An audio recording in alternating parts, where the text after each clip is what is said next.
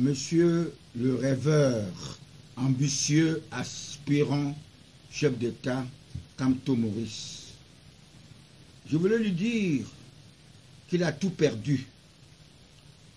Il a trompé tous ses électeurs. S'il était intelligent, il aurait dû, à sa qualité de délégué, ministre délégué, il aurait dû chercher à remplacer plutôt Amadou Ali que de s'aventurer à dire qu'il veut remplacer le chef de l'État, le lion indomptable. Il ne peut pas, on le connaît nulle part. Et maintenant, il est en train de faire à ce que beaucoup d'enfants souffrent pour rien. Alors je voulais dire à la nation camerounaise que ces gens-là, les Kamto Maurice, ils n'ont plus affaire avec le gouvernement ou avec l'État. Ils ont maintenant affaire avec la population du Cameroun parce qu'ils sont en train de nous amener dans la vraie déstabilisation. On le dit non. Mes très chers frères de la Roche-Croix à Mok, le général Pierre Semengue n'avait pas été con pour remettre le drapeau à mon champion toute catégorie Paul Biya après le putsch du 6 avril 1984, commandité par le franc-maçon Amadou Ahidjo, l'homme du code noir français. Car ce pouvoir, il a obtenu le 4 novembre 1982, selon la prophétie de l'évêque Albert Ndogmo, parce que l'entretien qu'il avait eu avec le feu président Amadou Ahidjo n'avait pas été respecté, car Albert Ndogmo ne voulait pas qu'on tue son ami Ouangui Ernest, le nationaliste. On le faisait sortir du maquis, c'est-à-dire de sa cachette, et il a été interpellé au rail de Mbanga. Il avait posé la question au dictateur Ahidjo, vas-tu le tuer? Il a répondu non. Surprise pour l'ancien chef de l'État de notre pays, il reçoit les instructions de l'homme d'Afrique, Jacques Foccart, qui lui recommande de nettoyer la maison car Georges Pompidou visitera le Cameroun. Il ne faudrait pas qu'on trouve un seul nationaliste, une résistance, qui peut nuire à la politique française. Chose dite, chose faite.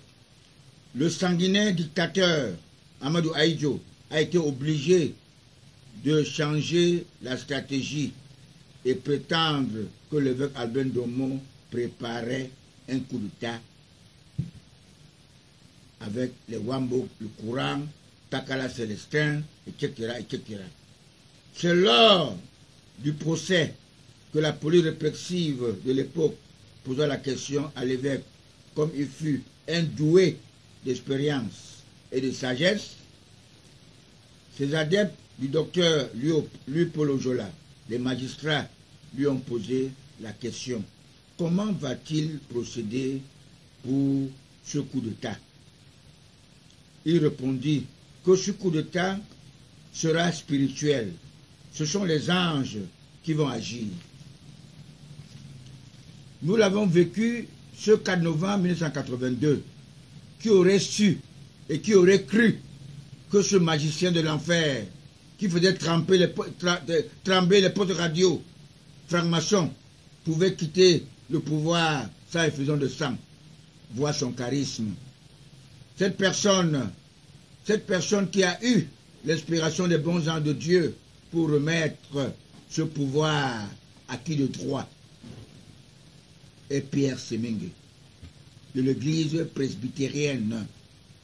Il n'a pas voulu confisquer le pouvoir comme son homologue général Gué de la Côte d'Ivoire, franc-maçon.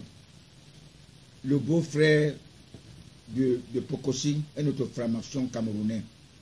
Pour nos frères de l'Ouest, vous devrez savoir que Dieu peut utiliser même le diable à faire une mission. Ce fut le cas de Jean Fauchevet, l'homme de la police répressive, qui s'est rallié au président Paul Biya, comme le genre de G20 que vous avez vu. La surprise des populations de Bafoussam alors que le choix de Dieu, Paul Biya, avait été vomi par ces Juifs d'Afrique, nous les Bamileke, il a fallu la sagesse de l'homme de l'église évangélique, Jean Fauchevet, pour surprendre tous les Bamileke de voir dans les tribunes une foule immense.